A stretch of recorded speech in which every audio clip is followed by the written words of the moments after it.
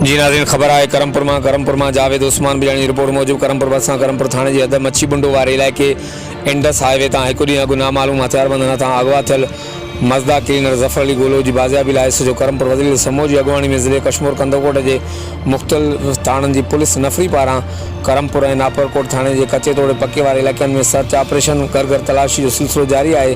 पुलिस शक की बुनियाद पर कुछ मानू के गिरफ्तार कर जांच लाइ नामालूम हंध मुंतकिल किया है। राब्तो करण ते एसएचओ क़रमपुर वज़ीर समूह जटिन वेब न्यूज़ की बुधायो त मज़दा क़लीनर ज़फ़र अली गोलो की बज़ियाबी लाइ काल खां वठी पुलिस कारवाई जो सिलसिलो जारी है। शक की बुनियाद पर कच्चे तोड़े पक्के के इलाक़नि में ॾोहारनि के ठिकाणों के निशानो बनाया है। उम्मीद है तो मूवी के जल्द बाहिफ़ाज़त बाज़ियाब करायो वेंदो। हर कागड़ लाइ ॾिसंदा रहो जटिन वेब न्यूज़ क़रमपुर।